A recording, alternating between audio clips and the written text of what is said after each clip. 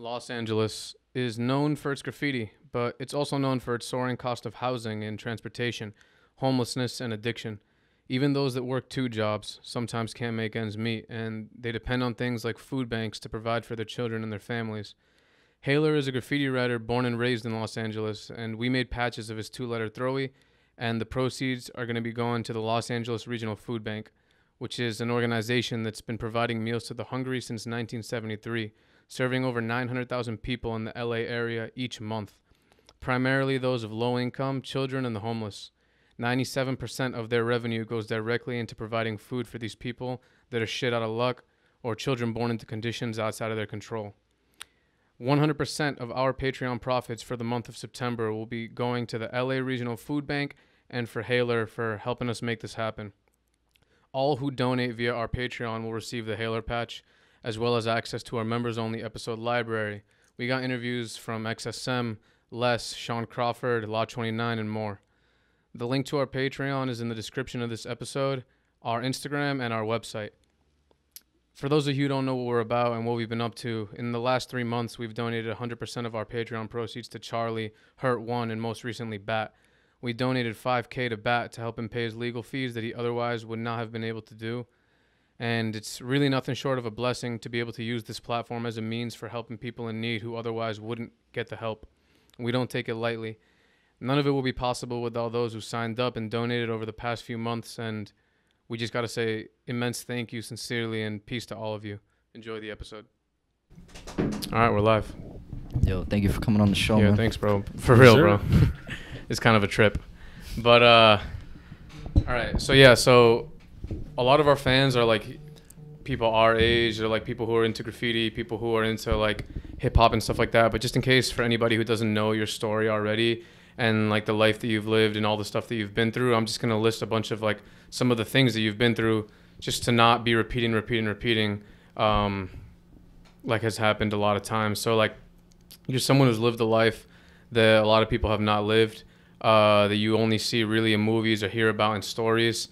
You grew up around organized crime, around organized Chinese gangs that would sell heroin, shake down stores. You went to prison for 10 plus years. You've shot at people, been shot at, been in knife fights, witnessed people die in front of your eyes. You ended up coming out of prison, and when you come out of prison, you ended up somehow through your work and everything happening, working with artists like Method Man, Dave East, Jadakiss, Young Ma, advocating activism and representing for the Asian community, which does not get a lot of representation, especially not within hip hop and like youth culture and, you know, like street culture and shit like that. It doesn't get represented at all. And now you're really just living a life of advocating a positive message and just making a living through your music, expressing your history and your emotion. And something that what came to me while looking at all your stuff is like, so you got slashed in the face in prison, and you got slashed like here. It could have been here. You ended up in a knife fight with that dude, and the knife wasn't sharp enough, but he ended up like jabbing you in the neck with it. It could have been sharp enough, right? When you try to shoot this dude in the head, the gun jammed, end up shooting him in the back. Mm-hmm.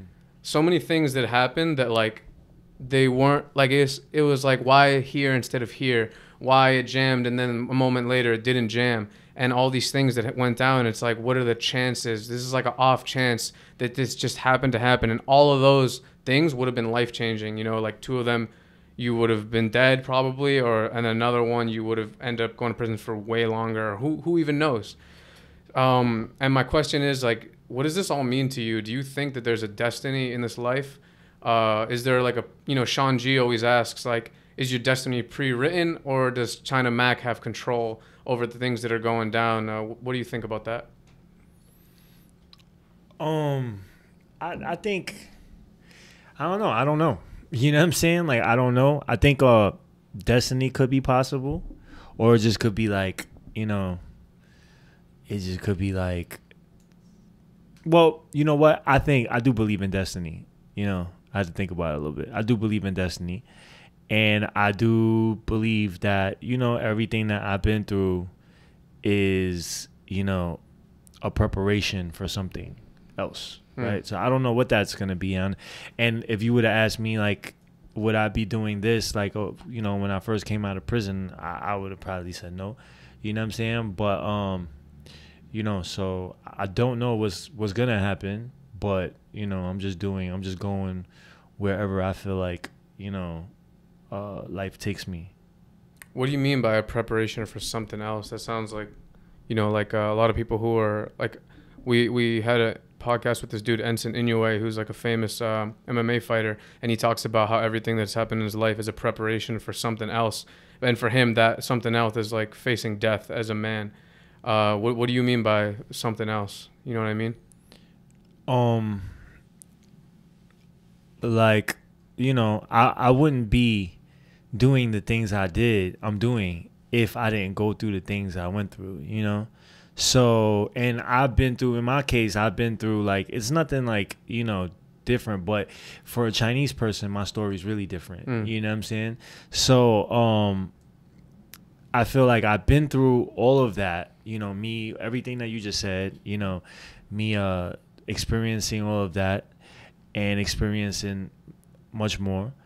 And, it's been preparing me to do something bigger, you know what I'm saying? Whatever that may be, and I feel like now as I'm getting into work for the people, it's kind of a little more clearer of, that my life is probably just not going to be a rapper or a YouTube person, you know what I'm saying? Like, I feel like, the way I'm gearing towards and how I'm responding to things and how life is responding to me is that I might be here to do something a lot bigger than what I ever thought. You know what I'm saying? But I don't know. No, I find that amazing, yo. Honestly, I have a lot of respect for what you do because you have a voice, you know what I mean, in the community. And you have such a broad audience that, people are willing to listen to what you have to say. And I noticed a while ago on your Instagram, like, you had like thousands of posts and now you only have like 50.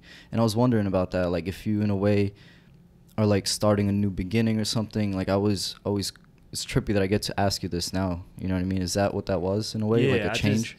Right, because, the person I was when I first came home from prison is not the person I am now. So, I mean, so I just wanted to represent, like, more of what I'm doing now, like, the space that I'm in now. Yeah, in terms of like representing and stuff, for me as someone who's like half Chinese, growing up and just living life, however, I always felt like me being half Chinese was like a weakness. I always felt like I was talking about this in a previous episode. I was like thinking about it and thinking about like being even younger than I already am, and I remember being surrounded by like non-Chinese and just being like, fuck, like I'm like the weakest link, you know what I mean? And I remember thinking like, the stereotype of like docile, quiet, pacifist, blah, blah, blah. And it's always been like kind of more okay or more accepted by society to like shit on Chinese people. Like kids would like pull their eyes back at me or whatever. And there was never really like in the like rap industry like a person that wasn't just clowned on who was Chinese or even like Asian for that matter, you know what I mean? So in terms of like you representing or having a higher purpose, I'm definitely not going to say that that's it, but that's something that you have like a very unique ability to do that not a lot of people have, you know what I mean? Like not a lot of people have that ability because it's just a chance of being born this way plus what you've been through, which gains like that street reputation of respect. So people take the words you say seriously, plus being actually good at making music, and then being able to work with all these artists. It's like again, we were talking about like destiny. It's like, what are the odds of these like the four things like happening all at the same time? And you say that like you were not the same person that when you came out of prison that you are now. Like, how do you think prison changed you from when you went in and then the 10-year span and then when you got out and the shifts that went on like in your brain? Yeah. So when I went in, I was like 19. And I was just like, I didn't know what I was going to do in life. I didn't respect life. I didn't respect my life, and I didn't respect nobody else's life. You know what I mean? But I wasn't a bad person. I just wasn't guided right. So when I went to prison, I had to like get my shit together, or else I would die in prison. Because like the first month I was in prison, I was seeing people like 50 years old. Like, yo, bro, you 50 and you got a brand new number. Like, you just coming upstate with me. Like, I'm 19, you're 50, I'm handcuffed to you. You done been to jail 2 times already. You know what I'm saying? You're probably gonna die. You got 8 years now. You know what I mean? You're probably gonna die in here, you know? And I was just like, man, I don't want to fucking, that's not the type of shit I want to do, you know, like, and then I kind of realized as I started realizing like what I wanted out of life, I was like, well, this is not what I want out of it. You know what I'm saying? Like, I don't want to die in here. Like, you know what I'm saying? I feel like I have so much potential to do like so many other things. And I was just like, you know, I don't want to die in here. So I made a decision that, hey, you know, I'm going to just do my best to, confront whatever issues I had within myself, you know what I'm saying? And then also, you know, to use the time to change, you know, to change myself versus like, you know, using prison as an incubator for the bullshit and then coming home the same person or worse, you know what I'm saying? So I took the time out to really like just fix myself and to like, you know, understand myself a little bit more and to, you know, just study and learn and shit. And so when I came home, like, oh, fuck that, I'm never going back to prison, you know? And I just been working on that, you know what I mean? And that's how it changed my life. Like, before that prison stint, I was my worst enemy. You know, I know that's cliche as fuck, but it's really the truth. You know what I'm saying? Like, I was the person that was standing in my own way. You know what I mean? Like, it was just me. And I was in a box. I was like on my 5th month of 23-hour lockdown, right? I total did 8 months in 23-hour lockdown. You know what I mean? So I wouldn't see anybody. I wouldn't talk to anybody. So it's 23 hours of what, solitary? Solitary. Okay. And then 1 hour of going to a cage. You know what I'm saying? So, and I was thinking to myself, like, damn, you know, everything that I'm getting, I done got myself into is me. You know what I'm saying? It's not somebody else or it's not anything else. It's me, you know? So I just keep on getting myself, like, getting in my way, you know? So I was like, I have to change that. So I fucking decided to do that. And then it's just been like a everyday, like, journey since then. Was there like a clear moment in that prison sentence where you were like, I have to change this, or was it just a slow drip? Yeah, my mom, like, she came to visit me and shit, and she's just like, yo, you got 10 years, bro. Like, yo, what the fuck? Like, you about to spend your whole 20s in there. And she's crying, and she's like, yo, you know, I don't want to die while you in there. Like, shit like that. You know what I'm saying? Who the fuck want to see that? You know what I'm saying? It made me feel like shit, you know? So I was just like, all right, you know. And before, it wasn't my first time in prison. I was back and forth, to the point where I wasn't free for a year for a long time. Like, you know what I'm saying? Did you just think that was your normal, natural life? I didn't give a fuck. You know, I didn't take it serious. Yeah. I was just like, whatever. You know what I'm saying? Like, and, you know, when I was in prison and I walked into a maximum prison, and I seen what was going on, and, you know what I'm saying? I was walking with people that's never going to see life. I mean, never going to see daylight again. You know what I'm saying? Walking with people that's been in there for 40 years. And I'm just like, I don't want this life. Like, this ain't for me. You know what I mean? So I just decided, like, right there, like, you know what? You know, I'm going to start changing. You know what I'm saying? Like, every day, just doing what I could do to kind of change. You know, with that story with your mom, you wrote in another article, or somebody interviewed you saying how after that a dude that was serving like 27 years seen that happen, and he was telling you how you can either add time to your sentence, or you can use this as a university, right? Like that prison time, you know? Yeah. And I decided to use it as a university, you know? And I was like, I thank that man for coming to my cell and saying that shit to me, because that really, like, woke me, you know? Do you think that change would have been possible without the prison time? I don't know. You know what I'm saying? I probably would have definitely changed, but I don't know how I would have changed. Like, you know what I'm saying? Like, you know, maybe just life would have worn me out. You feel me? Like, you know, 10 years is a long time, but 10 years you're preserved in there. You ain't got to worry about bills. You ain't got to worry about no kids. You ain't got to worry about shit, but just surviving every day. You know what I'm saying? So it's fucked up in there, but your stress level also isn't as much. Really? You know what I'm saying? Like, right, yeah. Like, you know what I mean? Because you don't have the same normal stresses that the daily life that kind of, you know, like, so I don't know. Maybe I would have changed in terms of like just getting a 9 to 5 and just like, you know, having a family and just like, you know, and never really having the opportunity to do like, you know, to do like real shit for the world, like, you know, shit that's gonna. Honestly, I think, you know, there's a good chance that in the future my name will be in history books. You know what I'm saying? Because I was the first person that spoke about Asian attacks, and I was the first person that raised our voice. So there's a possibility that people might talk about this. You never know. You know what I'm saying? Like, there's shit. There might be a movie about it. I don't fucking know.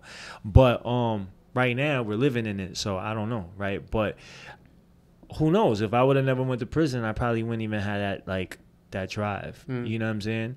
Like, prison kind of instilled that drive in me because I was hungry. You know what I'm saying? Like, you know, being locked up for your whole 20s and shit. You know what I'm saying? Like, you know, I just, yeah. How did you get to the point, though, where you didn't respect your life or anybody else's life? Like, what? Because obviously a bunch of things have to happen for you to get to that level where you're really ready to just do whatever at any given moment. So what was it, do you think? I don't know. There's a bunch of shit. You know what I'm saying? Got daddy issues and shit. But I was a bunch of shit, man. I just didn't, you know, I didn't have a figure in my life to really like show me like what life is, you know, what you know, what I'm supposed to do in this life. You know what I'm saying? Like, certain things didn't really guide me, so I had to pick it up on the street. And when you pick it up on the street, you get the wrong shit. You know what I'm saying? So at that, you know, with that, I just didn't really care. And it's the same thing when I see these kids right now shooting people in broad daylight, doing wild shit. I can't judge them because I was doing the same shit. I was in that same space at that time. So it's like, you know, what makes them do it? You know what I mean? It's the same shit. It's just whatever they went through in life, they weren't given that support. They weren't given that you know that. It's like things out of their control, right? That like led them to do that, and now it destroys their like whole life. You know, it sucks because, like you just said, like, how can I judge them? It's like, how can for example, like someone like me who hasn't lived that type of life, like, how can I judge them? I haven't lived that type of life. Right. But so if you grew up in that type of environment, like a real fucked up environment, you know, your life would be probably a lot different. You know what I'm saying? You probably be in prison. You know what I'm saying? Or dead. You know. So, you know. Yeah.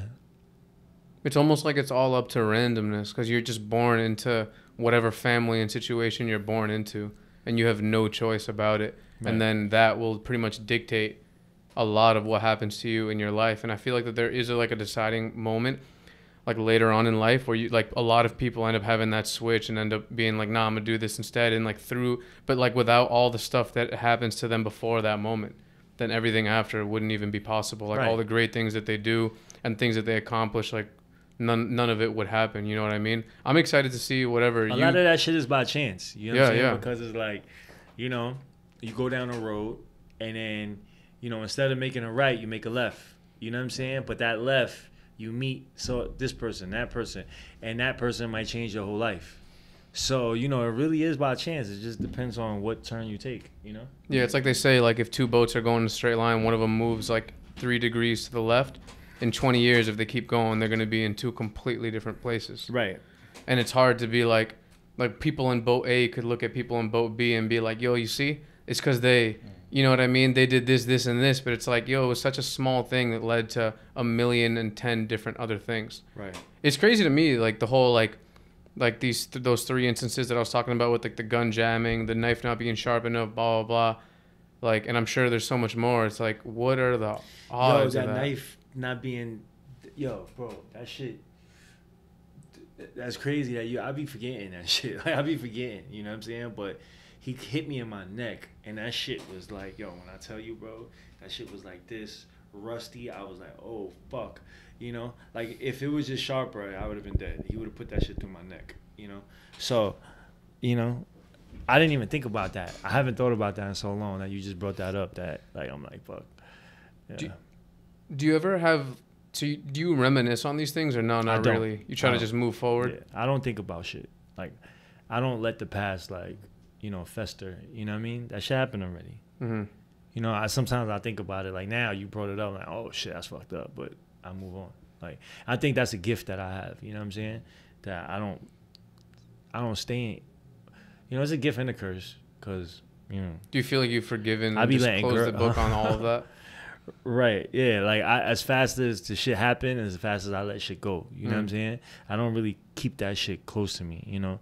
And it's a blessing, but it's also a curse because I does the same thing for people. Like I let people go. Like, you know what I'm saying? Like I don't you know, like, you know what I'm saying? And so it's the same thing as in that sense it's kind of like a curse, you know what I mean? Because it leads to, you know, just me being alone. You feel me? Because I just, you know, I'm so used to being by myself, you know what I'm saying? That I kind of just, you know, I move like, you know, and that's the same thing with my thoughts, like my experiences. I let that shit go.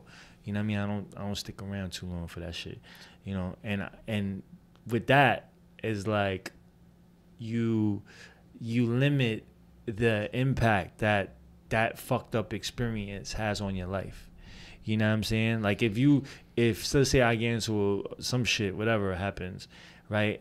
And I let that shit fester and I think about it on like, oh my God, that's just so that has more shelf life, you know what I'm saying? And it's really dependent on me, you know what I'm saying? Because the incident happened already. It's like, you know, you either just gonna let it go or you just gonna have it fester inside of you and just let that shit grow and just create cancers in your life and your body and all types of shit, you know?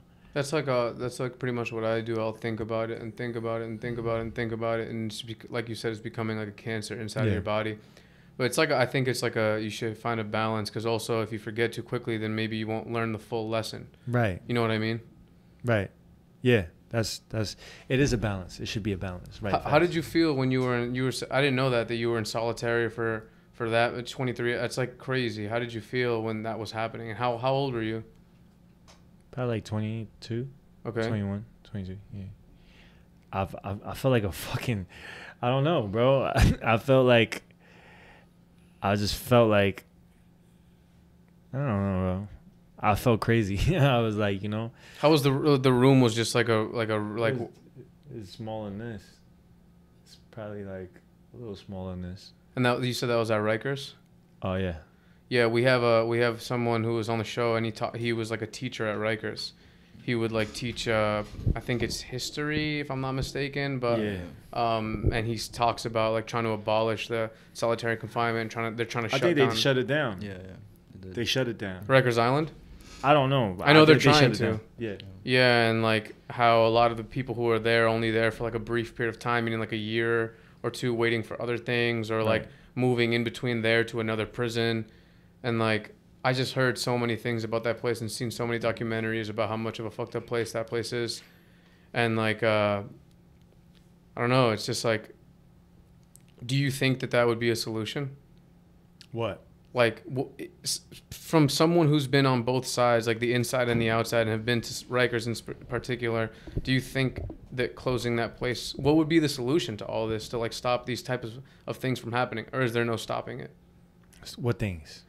Like when you're born into this crazy life experience, you end up acting out because of it, because of something that had happened to you or that you've seen and experienced, and because of that you end up at this crazy place that is Rikers Island.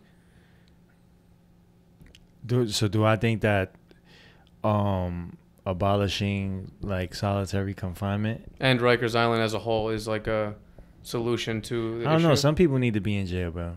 You know what I'm saying? I ain't gonna lie. Some people need to be in it, you know. Mm-hmm. I needed to be in it. Like, you know what I'm saying? You know, like, So I don't know if abolishing that is gonna actually work, you Mhm. know, because some people just need the time to reflect. Some people need to just take a break, you know what I'm saying, and just fucking, you know, and reflect.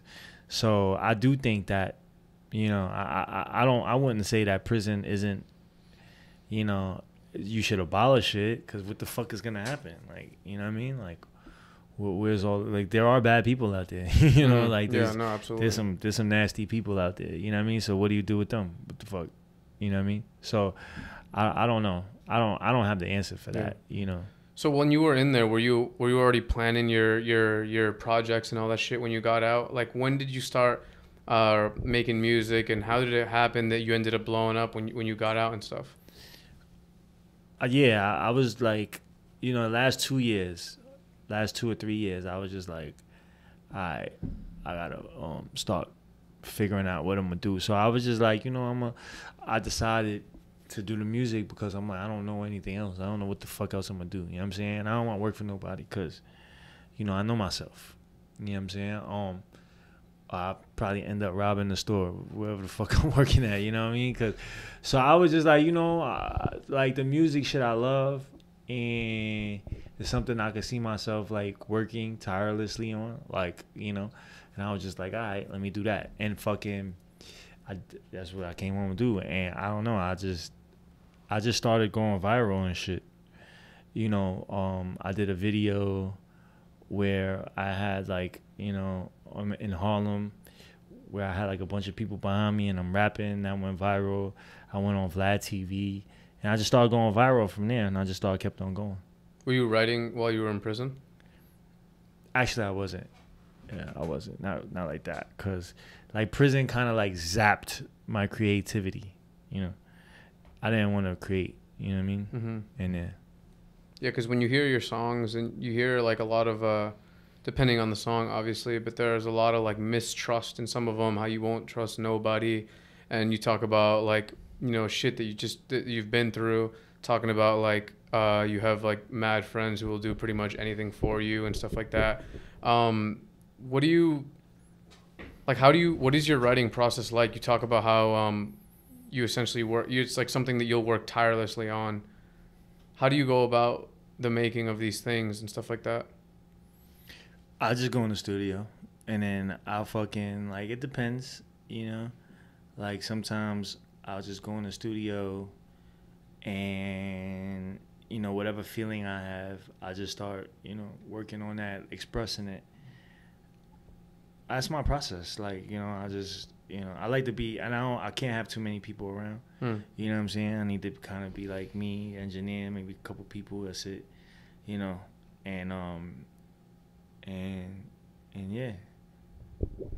So in terms of your music, like what do you focus on nowadays? Like more, like what kind of voice are you trying to portray than the past? I don't know, bro. That's the thing. Like, you know what I'm saying? Like, I'm used to making violent music. Yeah. You know what I mean? Like, that's what really, like, I like doing that shit. You know what I'm saying? Like, that's the shit that, you know, I feel. And that's the shit other people feel. You know what I mean? But then it's like, damn, is that the message I want to portray right now? You feel me? I'm like older now. I don't do that shit. I wouldn't tell nobody to do that shit. But in the music, I'm talking about it. And I remember as a kid, music influenced me. You know what I'm saying? Music, like if I heard Nas say something, I'd be like, yo, that's right. That's what you're supposed to do. You know what I'm saying? Like, I remember a lyric that, you know, fucking Noriega said, you know, and he was talking about, I shoot up your block so you can know me. And I remember my first shooting, like when I shot shit up, I was thinking about that shit. Like, the only way for me to know my shit. And I'm just thinking about that lyric, and it's crazy. I'm thinking about the lyric, and I'm shooting, you know what I'm saying? And I remember that. Like, you know, now making music is like, damn, what if I say something, just one line that sticks with somebody, and I cause them to do that. And it's like, damn, you know what I mean? That's not the karma I don't want, you know what I'm saying? That's not the shit I want to do, because, you know, I know music is music, and it's like, you know, but you can't dictate, you can't, you know, determine who takes it and who doesn't. So once you put it out how there, they take right, it. and anybody can take it however the fuck they want. So it's just like, damn, do I want to like put that message out? Do I want to like have young kids like thinking shooting somebody is cool. You know what I'm saying? I don't. You know, like I don't want to do that. You know what I'm saying? And it's like, damn. Well, now with all of the community work that I've been doing, like people look up to me. You know what I mean? People look up to me like a role model type shit. You know, I never looked at myself like that, but now people do look at me like that. So I have to be careful with what I say. You feel me? And that's where I'm at. Like right now, I'm kind of like, you know, I love making that shoot 'em up shit. I love that shit, bro. Like, you know what I mean? And that's what, you know. But then it's like, you know, I don't be wanting to say it. You know what I'm saying? So it's just, you know, because you're representing for a lot of people, and also a lot of people, even that you're not representing for, are going to be listening and getting super, super, super influenced by it. And like you said, just acting upon what you say. Like that's going to be their Bible. Right. You know? Right. Because I remember, like, you know, it happened to me. You know what I'm saying? Like, so, right. Because when you listen to music, it'll just set a tone for your entire, maybe not day, There's but like certain next lines few hours. that will like, stick in your head forever. Yeah. Right. Certain lines that you'll make decisions off of what Jay-Z said or whatever fucking Lil Wayne said or whatever the fuck, like whoever's popping right now. Like people, especially young, like young minds that, you know what I'm saying? They'll take that shit and they'll take it like, yo, right. That's right. You know what I mean? And, you know, I remember like a fucking Chinese dude came up to me and was like, yo, fucking, if a black person just said, I'm gonna shoot him. I'm just like, what? Like, that's not even what I meant to say, you know what I'm saying? But he took my message like that, you know what I'm saying? So I'm just like, no, bro, like, that's not even what I'm trying to promote, like, you know what I'm saying? Like, you know, but he took it like that. So that was one of the points where I'm just like, all right, you know, what I say actually fucking, like, you know, people actually like listen to that shit, you know what I mean? So I'm just like, you know, so that's where the space I'm in right now. Like, I'm trying to. No, it's hard. It's a through hard it. balance because it's not like you feel the other side too. It's like everybody has different sides to them. So like sometimes, like although your rational mind will know like that you're not trying to live that life anymore or do any of those things or tell anyone to do any of those things. It's not like that's not a part of you. It's still a part of you. It's still a part of like your past and like what you've been through. So of course, like as an artist, you're gonna express these things. But then the other side of the coin is like you express these things with the internet. Like that shit is there forever.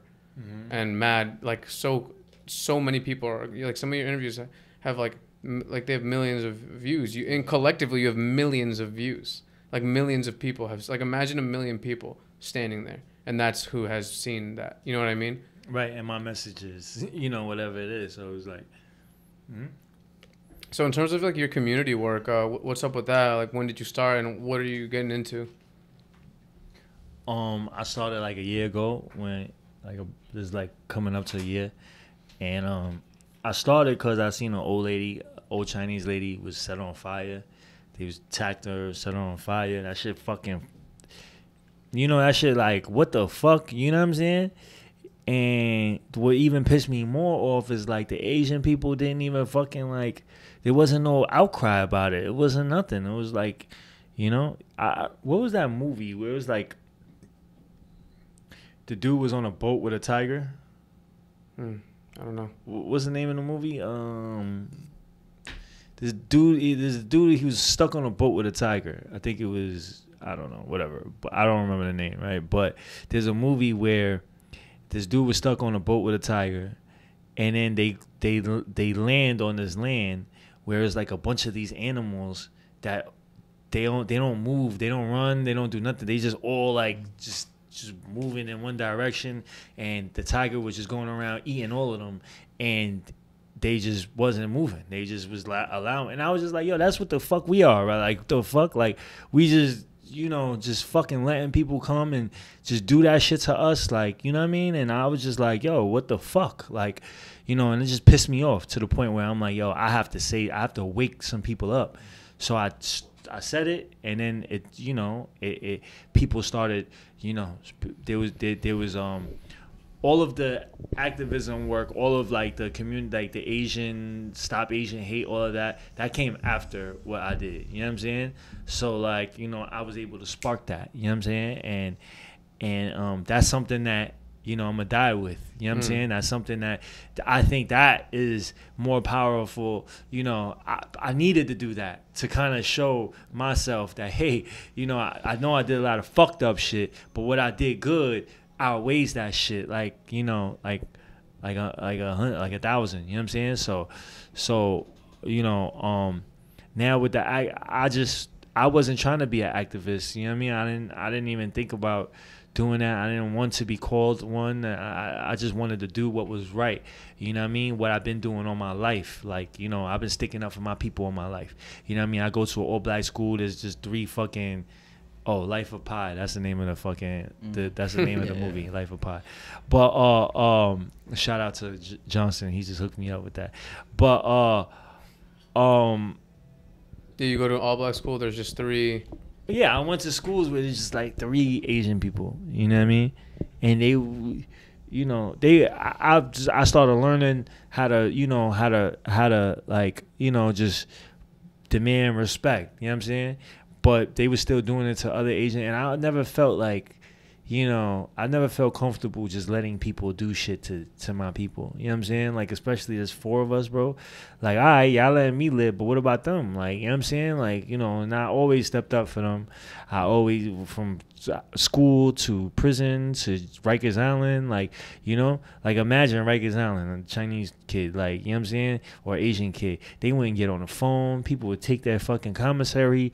People would take their clothes. Like, they would have hell in there just because they didn't want to fight back. You know what I'm saying? And I used to stick up for them, even though they didn't fuck with me, even though they looked at me like I wasn't even Chinese. Like, he's not Asian. A motherfucker can't, he's more black than anything. But, so they'll look at me down like that, but, I would still, like, step up for them. You feel me? Because I felt like it wasn't, it wasn't for them. They could eat a dick, but it was for the people. Like, you know what I'm saying? Like, we can't look like that in other people's eyes, because then they're gonna feel like they could do it to them, they're gonna do it to me. You know what I'm saying? So if we not standing up, then it just opens the door for me. You know what I'm saying? Like, eventually somebody's gonna want to go in my cell and take my shit. You know what I mean? And I'm not, so that's how I felt. Yeah, I couldn't believe that situation, because I grew up in Bensonhurst, Right. And seeing that go down, I couldn't believe it. Yo, it was like, because usually the neighborhood's quiet, you know what I mean? It's not really like things like that go down, but then all of a sudden, like with the COVID shit, they started, like, all the hate crimes started coming out, and it was crazy to see. And then my friend sent me a thing that you were coming down to, like, Sethlow Park to start the rally. And I was like, yo.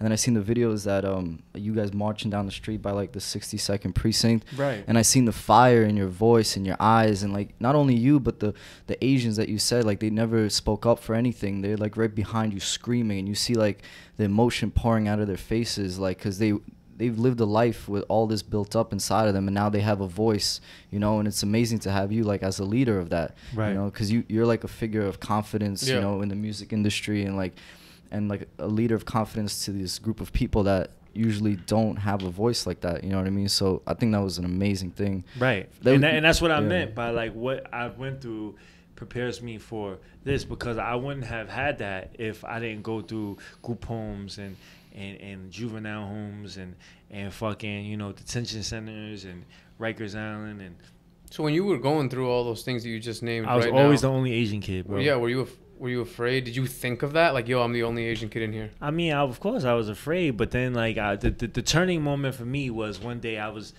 in my first group home. You know what I mean? I was like, I don't know, I was 9 years old, some shit like that. You know what I mean? I was young. And I was getting picked on so much, bro. Like, I was just like, what the fuck? Like, I never experienced anything like this. They was just on me. You know what I'm saying? Like, fucking with me. Like, fucking smacking the back of my head. Like, calling me ching chong. Like, and I just eating that shit because I didn't know what else to do. Like, I didn't know what else to do. My mother never taught me how to fight. You know what I'm saying? My father, like, nobody taught me that. You know what I'm saying? They taught me to shut up. Take it, like, and I'm just like, damn, what the fuck? So, people was fucking with me, right? And I was just like, damn. And then one day, like, it was like nighttime, I woke up, right? And I had fucking, like, toothpaste all in my hair. I had fucking shit written on my face. I had fucking, like, shit on my hands. And then I was just like, what the fuck, right? And then I hear people, like, shh, like, they're all in their beds and shit. So I'm just like, yo, man.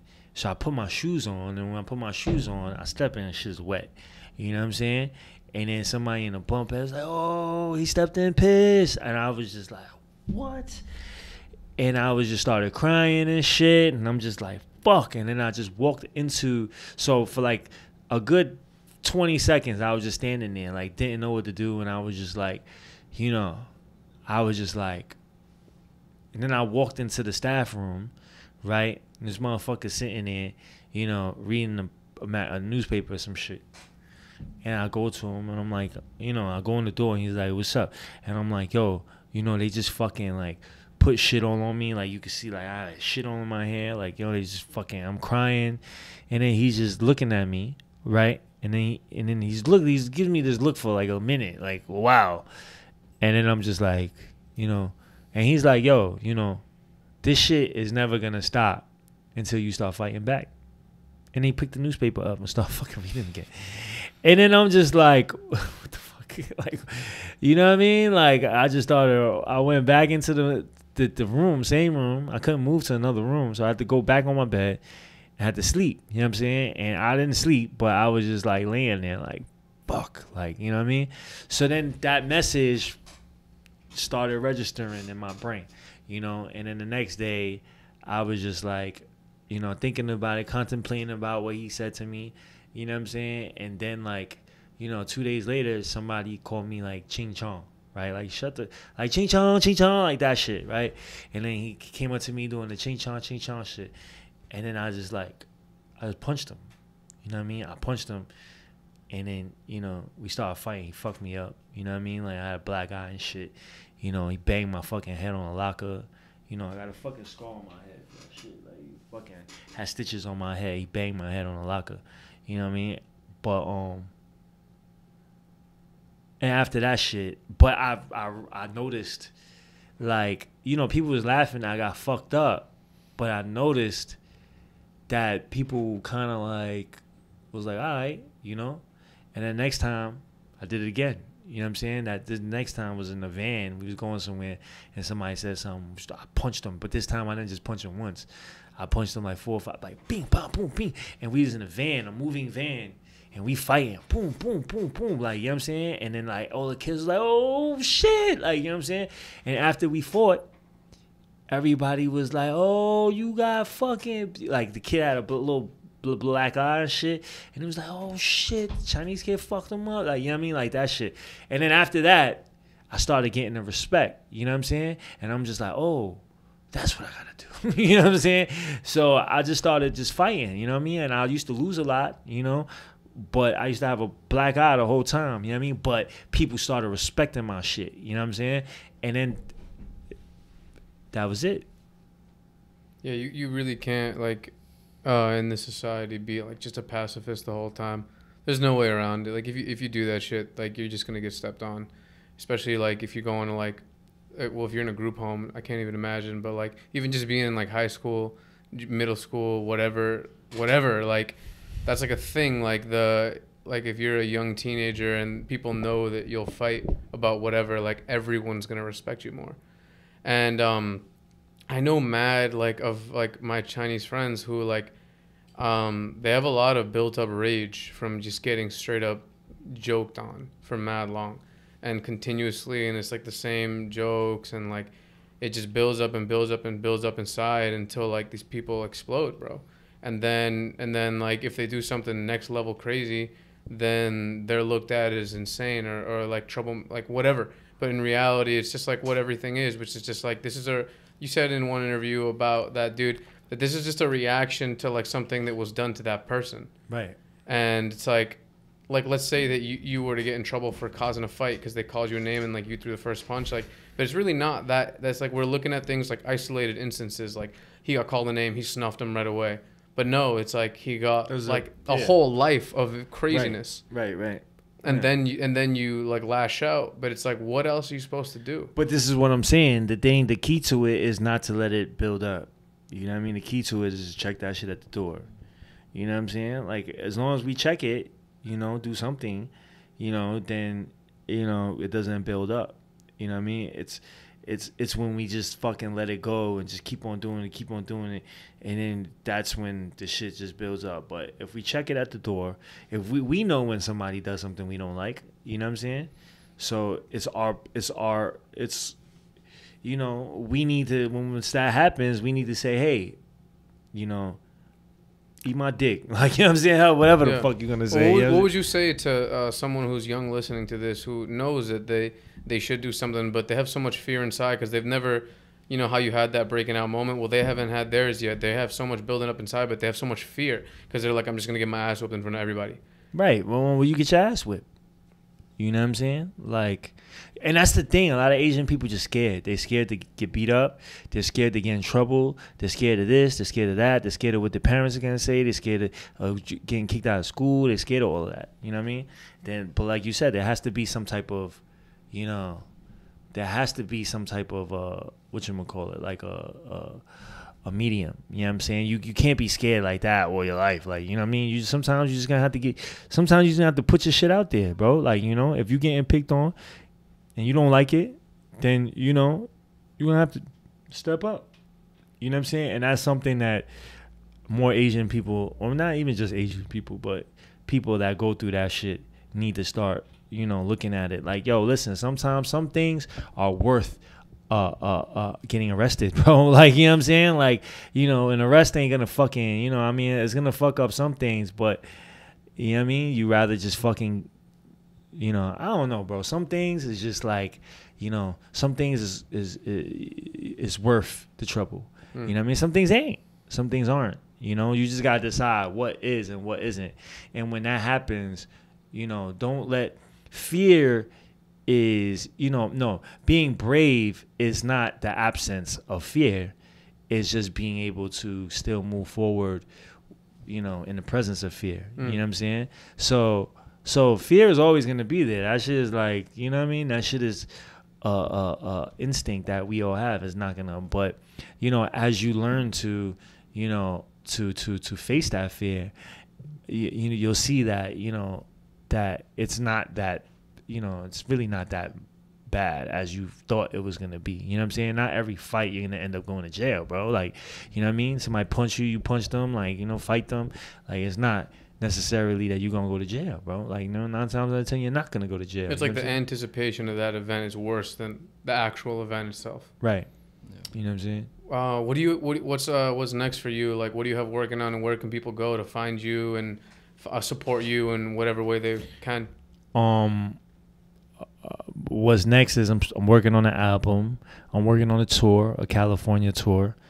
I'm working on a book and a movie of my life.